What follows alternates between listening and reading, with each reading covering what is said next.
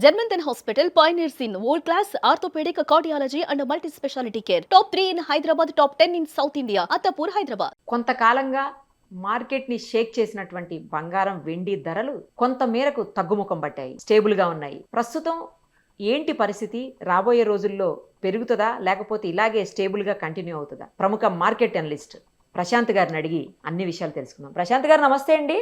నమస్తే నిర్మల్ గారు. ఏంటండి గత కొద్ది రోజులుగా మాత్రం స్టేబుల్గా ఉన్నాయి ఇటు బంగారం వెండి ధరలు కూడాను.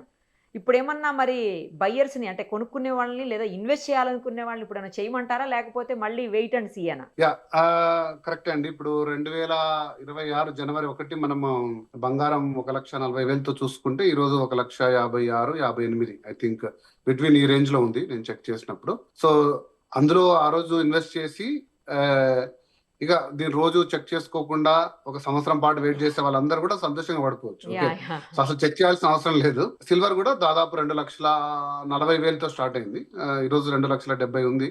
సో కాకపోతే ఈ 50 days అంటే ఈ first 50 days of the year gold and silver చాలా ఫ్లక్చుయేషన్ అయింది. అంటే మీరు చూసారు ఆల్మోస్ట్ ఎవ్రీ డే అనుకోని విధంగా పెరగడము తగ్గడము. సిల్వర్ అయితే ఏకంగా 4,25,000 వెళ్ళడం, బంగారు కూడా దాదాపు 1,70,000 వరకు వెళ్ళి 70-80 వరకు వెళ్ళి మళ్ళీ కిందికి రావడం అంతా జరిగింది.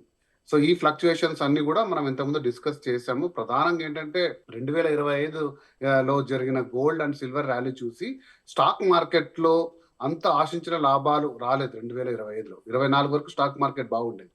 సో ఆ స్టాక్ మార్కెట్ లో ఉండే రీటైల్ అండ్ ఇన్స్టిట్యూషనల్ ఇన్వెస్టర్స్ అంటారు కదా, వీళ్ళందరూ కూడా ఒక్కసారిగా కమాడిటీ వైపు పడిపోయారు. సో కమాడిటీ పర్చేస్ తో పాటు డిజిటల్ గోల్డ్ కూడా ఈ మధ్య కూడా బాగా వచ్చేసింది. నేను దాని గురించి ఒక ప్రత్యేకంగా వీడియో చేస్తాను. ఇండియాలో డిజిటల్ గోల్డ్, డిజిటల్ సిల్వర్ దాదాపుగా 10-15% ట్రేడింగ్ జరుగుతుంది ఓవరాల్ గోల్డ్ సిల్వర్ లో. సో వీటన్నిటి రూపంలో 50 days లో విపరీతమైన ట్రేడింగ్ జరిగింది. అంటే ఇన్వెస్ట్మెంట్ ఏదైతే జరుగుతుందో బంగారు సిల్వర్ లో దాని ప్లేస్ లో ఇన్వెస్ట్మెంట్ ప్లేస్ లో ట్రేడింగ్ జరిగింది.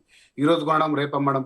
సో స్టాక్ మార్కెట్ ఏ స్థాయిలో ఒడిదుడుకులు ఉంటుందో గోల్డ్ సిల్వర్ కూడా అంతకు రెట్టింపు ఒడిదుడుకులు మనం చూసాం 50 days లో. కాకపోతే మరి అంతర్జాతీయంగా పరిస్థితులు కొంచెం చక్కదిద్దుకొని భారత్ అమెరికా సంబంధాలు మెరుగుపడ్డము, అంతర్జాతీయంగా సమస్యలు కూడా అంటే అవి ఏవి సాల్వ్ కాలేదు, పెద్దగా అదే నివురుగప్పిన నిప్పులాగా అలా ఉండిపోవడం వల్ల ముదుపరులు అందరూ కూడా మళ్ళీ స్టాక్ మార్కెట్ వచ్చారు. స్టాక్ మార్కెట్ మీరు చూస్తే నిఫ్టీ, సెన్సెక్స్ కలకల్లాడుతున్నాయి.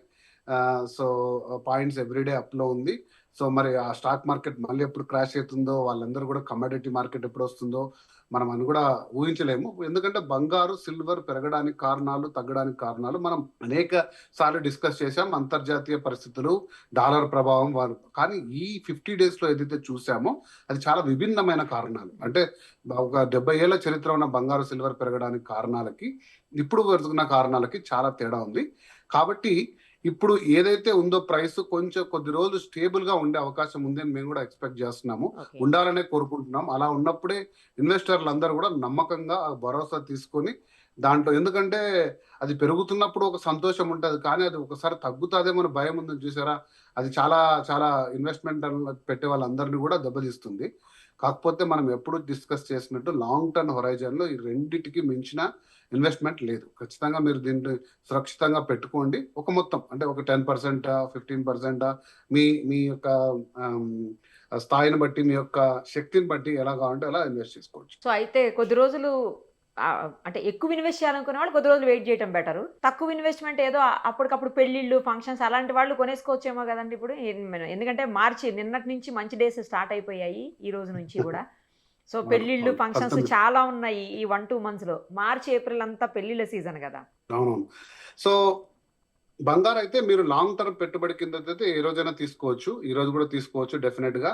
సో బంగారానికి, సిల్వర్ కి ఒక డిమాండ్ ప్రైస్ అనేది ఒకటి ఉంటుంది. అంటే ఇది ఒక స్పెక్యులేటివ్ అండి. ఇది కూడా ఎవరు రాసి పెట్టారు, ఏదో రిటర్న్ ఆన్ ద వాల్ కాదు. బంగారానికి డిమాండ్ ప్రైస్ 1,40,000, 24 క్యారెట్ చెప్తున్నాను నేను. 1,40,000 ఆర్ 150 అంతే. సిల్వర్ కి డిమాండ్ ప్రైస్ 240 ఆర్ 250. ఇది ఈ డిమాండ్ ప్రైస్ కంటే ఇవి కిందికి పడవండి. ఎందుకంటే ఈ డిమాండ్ ప్రైసెస్ లో గిన మార్కెట్ పొరపాటున మార్కెట్స్ క్రాష్ అయ్యో పలు కారణాల రీత్యా డిమాండ్ ప్రైస్ కి గిన మనం వచ్చినాం అనుకోండి, ఓకే డిమాండ్ ప్రైస్ కి వచ్చిన తర్వాత ఆటోమేటికల్ గా మళ్ళీ అందరు వచ్చేస్తారు. ఆ ప్రైస్ లో ఉంటే ప్రాఫిట్ బుకింగ్ కోసం చాలా మంది వచ్చేసి విరివిగా కొనేస్తారు, ప్రైసెస్ పెరుగుతాయి. సో మీరు ఒకవేళ ఇన్వెస్ట్మెంట్ చేసే ఆలోచనలో ఉంటే ఈ ప్రైస్ రేంజెస్ మీరు కొంచెం గుర్తుపెట్టుకోండి. ఈ డిమాండ్ ప్రైసెస్ కంటే కిందికి వస్తాయని నేనైతే అనుకోవట్లేదు. సో చాలా మంది నాకు కాల్ చేసి 1,00,000 కిందికి ఎప్పుడు వస్తుంది బంగారం చెప్పండి, 1,00,000 కిందికి వస్తే అవును, కొందాం 1,00,000 కిందికి అనుకుంటున్నాను లేదా వస్తుంది అని కూడా అంటున్నారు. 70,000, 80,000, 90,000 వచ్చేస్తుంది అని అనే అంచనాలు అయితే అసలు లేవండి. అలాంటి అంచనాలు లేవు. తప్పు. ఓకే బంగారం అంత ఫాస్ట్ మొత్తంలో ఫ్లక్చువేట్ కాదు. బంగారం ఎప్పుడు కూడా ఫాస్ట్ గా ఒకవేళ ఉంటే పెరగచ్చు. ఎందుకంటే బంగారాన్ని అందరూ కూడా ఏమంటారు దాన్ని నిల్వ పెట్టుకుంటారు. అది రోజువారీ ట్రేడ్ చేసే ఐటమ్ కాదు, టన్నులతో కొద్ది నిల్వ ఉంటుంది. సో అందులో ప్లస్ ఈజీగా మైండ్ చేసే ఐటమ్ కాదు కాబట్టి అంత ఈజీగా ట్రేడ్ అయ్యే కమాడిటీ కాదు. ప్లస్ 200 దేశాల్లో అన్ని దేశాల్లో చాలా విలువైన సంపదగా ఉన్నది. ఇది అన్ని కరెన్సీలకు సమానంగా నిలబడుతుంది కాబట్టి దీని మార్కెట్ చాలా పెద్దది. సో అంత ఈజీగా ఫ్లక్చువేట్ కాదు. అదే సిల్వర్ అంటారా, మనం చెప్పాం సిల్వర్ మార్కెట్ చిన్నది, కంపారిటివ్లీ ఎవరు స్టోర్ చేసుకోరు. ఇండస్ట్రియల్ యూసేజ్, చిన్న చిన్న ఆర్నమెంట్స్ లేదా తక్కువ స్థాయి ఇన్వెస్ట్మెంట్ లో చేస్తారు. దాని ప్రొడక్షన్ కూడా చాలా తగ్గింది, డిమాండ్ పెరిగింది. యాక్చువల్ గా అయితే ఆ కారణాల రీత్యా బంగారు ఎప్పుడో సిల్వర్ ఎప్పుడో 3.5 లక్షకి వెళ్ళి ఉండాలి. కాకపోతే కొన్ని అనుకోని కారణాల రీత్యా నేను చెప్తాను, ఈ spot and digital gold silver లో చెప్పినప్పుడు చెప్తాను. సో ప్రతి ఒక్కరు కూడా అంతో తీసేసి పెట్టుకొని దాని ప్రైసెస్ ని ఇన్ఫ్లేట్ చేయడము తగ్గడం లాంటివి జరిగి సో అలా ఉంది. కానీ బట్ సిల్వర్ కి అయితే లాంగ్ టర్మ్ లో చాలా మంచి డిమాండ్ ప్రైస్ వచ్చేది ఉంది. ఏదైనా కూడా 150 కంటే బంగారం అయితే తగ్గదు 10 గ్రాములు, అలాగే సిల్వర్ అది 250 కంటే తగ్గదు, అంతే. ఇదైతే ఓకే అంచనా అంతకంటే తక్కువ వెళ్ళినా కూడా చాలా ఫాస్ట్ గా ప్రైస్ కి వచ్చేస్తాయి. కట్టు బంగారం అంటుంటారు, లేకపోతే షీట్ గోల్డ్ అంటుంటారు. అది రాగి గోల్డ్ మిక్సింగ్ లో వస్తుంది అని చెప్తూ ఉంటారు కదా. అసలు అదేంటి 1 గ్రామ్ గోల్డ్ కి దీనికి చాలా వేరియేషన్ ఉంటుందేమో, అసలు ఏంటిది? దీనికి ఏమన్నా ఇప్పుడు డిమాండ్ ఎక్కువయ్యే అవకాశం ఉందా, లేకపోతే ఇది తీసుకుంటే ఏమన్నా రేపు ఇన్వెస్ట్మెంట్ గా పనిచేసే అవకాశం ఉంటుంది? అది కూడా చెప్పండి. యా డెఫినెట్ గా అండి. ఇప్పుడు అంటే ఒక 30-40 ఇయర్స్ బ్యాక్ ఈ కాన్సెప్ట్ ఉండేది. ప్రముఖంగా దీన్ని షీటెడ్ గోల్డ్ అంటారండి, కట్టు బంగారం, కరెక్ట్ చెప్పారు. సో ప్రముఖంగా పెద్ద పెద్ద కడియాలు కానీ లేదా పెద్ద ఆర్నమెంట్స్ చేయాలన్నప్పుడు so 90-95% copper, 5% gold, 24 carat gold. Okay ఆ షీట్ కాపర్ ని ఎక్స్టెంట్ హీట్ చేసి దాని మీద 24 క్యారెట్ గోల్డ్ షీట్ వేస్తే డెఫినెట్ గా కాపర్ కూడా గోల్డ్ కలర్ లోకి చేంజ్ అయ్యి అది ఒక గోల్డ్ ఆర్నమెంట్ గా ఉంటుంది. సో మీకు ఎప్పుడైనా సరే అంటే ఇది దాదాపు దాని ఒరిజినల్ గోల్డ్ ఆర్నమెంట్ టైప్ లో ఒక 5 ఇయర్స్ వరకు ఉంటుంది. జాగ్రత్త వాడుకుంటే 10 ఇయర్స్ వరకు కూడా ఉంటుంది, ఎటువంటి చెక్కు చెదరకుండా. తర్వాత దాని రూపం అది చెందుతూ చిన్నగా కాపర్ దాని స్థాయి కలర్ మారి కాపర్ కలర్ లోకి వచ్చే ఛాన్స్ ఉంటుంది. But at any point of time దీంట్లో మీరు తీసుకోవాల్సిన జాగ్రత్త ఏంటంటే షీటెడ్ గోల్డ్ లో ఎంతైనా ఎంత మొత్తం గోల్డ్ ఉండొచ్చు కదా, 5 గ్రామ్స్ అయినా గోల్డే, రైట్? 5 గ్రామ్స్ కూడా ఈరోజు తక్కువ లేదు, 70,000 నుంచి 80,000 రూపాయలు.